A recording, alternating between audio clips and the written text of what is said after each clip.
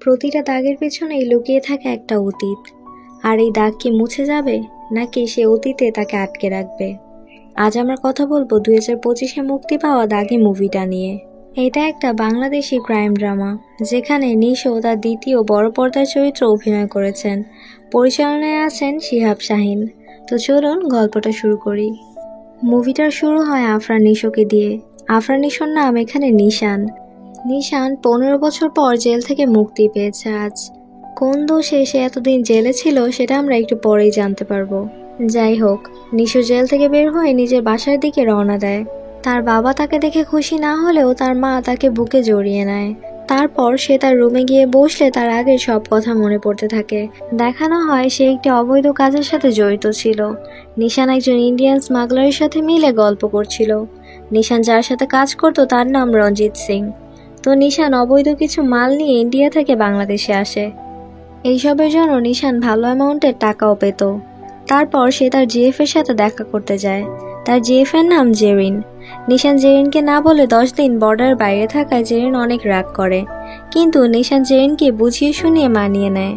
কিন্তু কিছুদিন পর আবার নিশান কাউকে কিছু না বলে চলে যায়। কিছুদিন পর সে ফিরে আসলে জেরিন নিশানকে বলে তার বিয়ের জন্য প্রেশার আসছে বাসা থেকে, তাই নিশানকে এবার তার বাবার সাথে দেখা করতে হবে। জেরিন এসব বোঝানোর পরও কোনো লাভ হয় না। নিশান আবার চলে যায় বর্ডারের ওই পাশে। এবার যখন নিশান অবৈধ মালগুলো পাচার করতে নেয়, তখন সেখানে বর্ডারে থাকা পুলিশরা তার উপর হামলা করে। এতে নিশান কিছুটা আহত হয়। তারপর সে বাসায় ফিরে আসে। নিশানের ইচ্ছা ছিল এই কাজ করে কিছু টাকা জমিয়ে একটা ব্যবসা শুরু করবে, যেন জেরিনের বাবার কাছে জেরিনকে বিয়ের প্রস্তাব দিতে পারে। কিন্তু সে তার বন্ধু বাবুর কাছ থেকে জানতে পারে জেরিনের বিয়ে হয়ে গিয়েছে। তখন নিশান রাগে দুঃখে যায় জেরিনের শ্বশুরবাড়িতে। গিয়ে সেখানে অনেক সিন ক্রিয়েট করলে আশেপাশে মানুষ তাকে সরিয়ে নিয়ে যায়।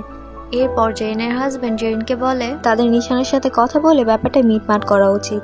তাই জেরিনের হাজবেন্ড নিশানকে তাদের বাসায় ডাকে। তারা তিনজন তখন ছাদে যায় কথা বলার জন্য। নিশান তখন জেরিনের সাথে একটু একা কথা বলতে চায়। জেরিন বলে যা বলার তার হাজবেন্ডের সামনেই বলতে, কিন্তু নিশান অনেক রিকোয়েস্ট করায় জেরিনের হাজবেন্ড সেখান থেকে চলে গিয়ে তাদেরকে আলাদা কথা বলতে দেয়। নিশান তখন জেরিনকে তার ক্ষতগুলো দেখিয়ে বলে জেরিনের জন্য সে গোলাগুলির মাঝখান থেকে বেঁচে ফিরেছে। এগুলো বলতে বলতে নিশান জেরিনের সাথে জোরাজুরি করতে থাকে। এসব শুনে জেরিনের হাজবেন্ড সেখানে আসে। এসে দেখতে পায় জেরিন একটা কোনায় গুটিসুটি দিয়ে বসে আছে, আর নিশান দাঁড়িয়ে আছে আরেক পাশে। সে ব্যাপারটা বুঝতে পেরে নিশানকে মারতে আসলে নিশান তাকে ধাক্কা দেয়। তারপর ছাদ থেকে পড়ে সোহাগের মৃত্যু হয়। যদিও এটা একটা অ্যাক্সিডেন্ট ছিল, কিন্তু সেখানের এলাকাবাসী মনে করে নিশান জেরিনের হাজবেন্ডকে ইচ্ছা করে খুন করেছে। আর জেরিনের হাজবেন্ড এলাকার সম্মানিত ব্যক্তি হয়, এলাকার মানুষ নিশানের বাড়িতে আগুন লাগিয়ে দেয়। এতে করে নিশানের দাদি আগুনে পুড়ে মারা যায়। এবার সিন আবার চলে আসে বর্তমানে। নিশান তার দাদির ছবিটির দিকে তাকিয়ে অনুতপ্ত বোধ করছিল। তখন এলাকার কমিশনার নিশানের বাবার কাছে কল দিয়ে বলে নিশানকে ঢাকা এবং অন্য কোথাও পাঠিয়ে দিতে। এখানে থাকলে সমস্যা আরও বাড়বে, কারণ এলাকার মানুষের ক্ষোভ এখনো কমেনি। তাই নিশানের বাবা ঠিক করে নিশানকে কিছুদিনের জন্য তার বোনের শ্বশুরবাড়িতে পাঠাবে। তারপর নিশান যায় তার বোনের শ্বশুরবাড়িতে।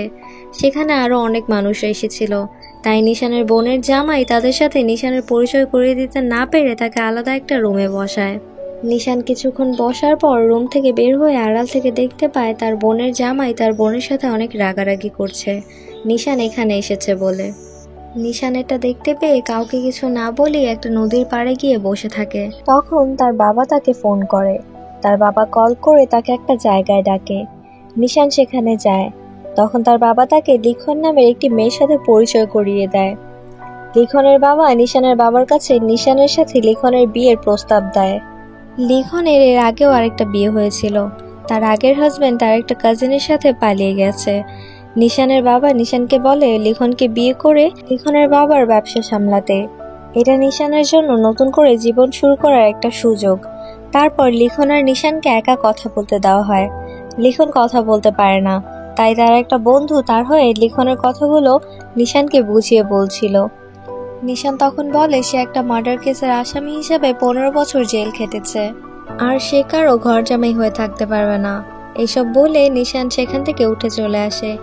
এরপর নিশান জেরিনের শ্বশুরবাড়িতে যায় জেরিনের শাশুড়ির কাছে মাফ চাইতে, কিন্তু জেরিনের শাশুড়ি চিৎকার চেঁচামেচি করে মানুষ জোর করে ফেলে। তখন সেখানকার মানুষ নিশানকে বের করে দেয়। নিশান এক বুক হতাশা নিয়ে নিজের বাড়িতে এসে দেখতে পায় বাড়ির সামনে এলাকাবাসী বিক্ষোভ করছে। বাড়িতে ঢুকলে তার বাবা তাকে একটা থাপ্পড় মারে আর বলে কেন গিয়েছিল ওই বাসায়।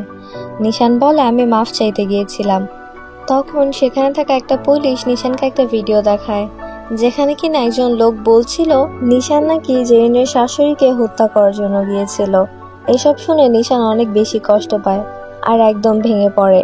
সে বলে সেই এলাকা ছেড়ে একেবারে চলে যাবে। এরপর নিশান তার বাবার কাছে শেষবারের মতো ক্ষমা চেয়ে লিখনের সাথে দেখা করতে বের হয়। তার উদ্দেশ্য ছিল লিখনের বাবার প্রস্তাব অনুযায়ী লিখনকে বিয়ে করে তার সাথে সংসার করবে। কিন্তু যখন সে লিখনের সাথে দেখা করে তখনই সেখানে দেখতে পায় জেরিনকে। কিন্তু জেরিন তাকে খেয়াল করেনি।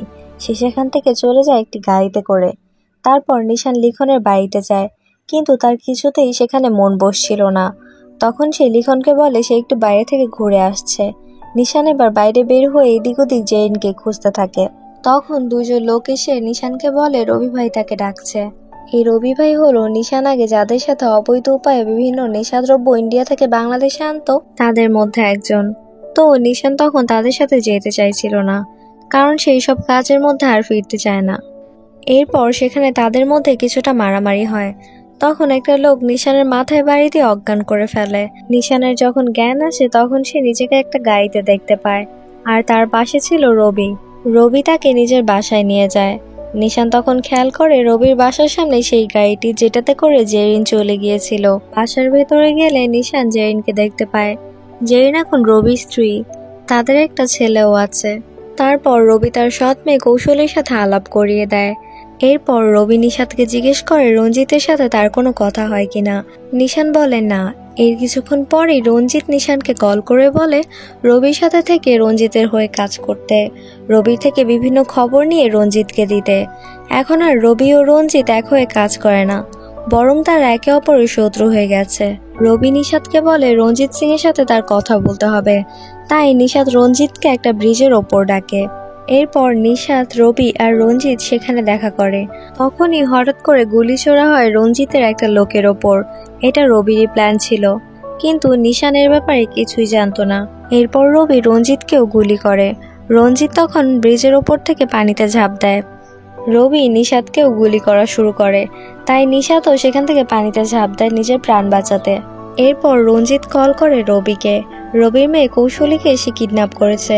যদি কৌশলীকে ফেরত চায় তাহলে রঞ্জিতের সাথে দেখা করতে হবে। রবি কৌশলীকে নিয়ে তেমন মাথা ঘামায় না, কারণ কৌশলী তো রবির আপন মেয়ে ছিল না। রবি তখন বাসায় যায় জেরিন আর রবির ছেলেকে নিয়ে সেখান থেকে অন্য কোথাও পালানোর জন্য, কারণ সে একটা সিন্ডিকেট মামলায় ফেঁসে যায়। তাই পুলিশ তাকে খুঁজতে শুরু করে। রবি তাই বাসায় আসে জেরিন আর তার ছেলেকে নিয়ে পালানোর জন্য, কিন্তু জেরিন তো কিছুতেই কৌশলীকে ছেড়ে যেতে চায় না। এজন্য রবি জেরিনের গায়ে হাত তোলে। তখন সেখানে নিশান আসে। নিশান এসে রবিকে অনেক মারে। তারপর রবির ছেলের কান্না ভরা চেহারা দেখে রবিকে ছেড়ে দেয়।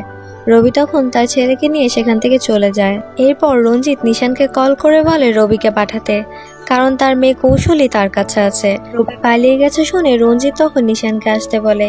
নিশান তখন কৌশলীকে বাঁচানোর জন্য যায়, কিন্তু সেখানে গেলে রঞ্জিতের লোকজন তাকে মারা শুরু করে, কারণ রঞ্জিত ভেবেছিল রবি আর নিশাত পরিকল্পনা করে তাকে মারার জন্য সেদিন সেখানে ডেকেছিল। রঞ্জিতের লোকজন যখন নিশাতকে মারছিল, রঞ্জিত তখন কৌশলীকে নিয়ে বর্ডার ক্রস করে চলে যেতে নেয়। তখনই নিশাত একটা ঠেলা গাড়িতে আগুন ধরিয়ে রঞ্জিতের দিকে ছুটে যায়। এইসবের কারণে বর্ডারে থাকা গার্ডরা তাদের ওপর গুলি ছুড়তে শুরু করে। এই গুলি ছোড়ার কারণে রঞ্জিত সহ তার সব লোক মারা যায় সেখানেই। নিশান কোনো মতে কৌশলীকে নিয়ে আসে জেরিনের কাছে। কৌশলীকে জেরিনের কাছে দিয়ে সাথে সাথে সে মাটিতে পড়ে যায়। জেরিন দেখে নিশানের গুলি লেগেছে। সে একটা ভ্যান গাড়িতে করে তাকে নিয়ে যেতে থাকে, কিন্তু নিশানকে বাঁচানো যায় না। নিশান মৃত্যুর আগে কল্পনা করছিল তার এলাকাবাসী তাকে বাহবা দিচ্ছে। সবাই তাকে নিয়ে অনেক খুশি। কেউ তাকে ভুল বুঝছে না, কেউ তাকে দূর করে দিচ্ছে না, যেমনটা তারা করেছিল নিশান জেল খেটে ফেরার পর। এসব কল্পনা করতে করতেই নিশান মৃত্যুর কোলে ঢলে পড়ে। আর এখানেই শেষ হয় দাগি মুভিটি। তো এই ছিল আজকের ভিডিও। যদি ভিডিওটি আপনাদের কাছে ভালো লেগে থাকে তাহলে একটি লাইক করুন, আর কমেন্টে জানান এরপর কোন মুভিটি এক্সপ্লেন করা উচিত। আর অবশ্যই এরকম আরও ভিডিও পেতে চ্যানেলটিকে সাবস্ক্রাইব করে রাখুন।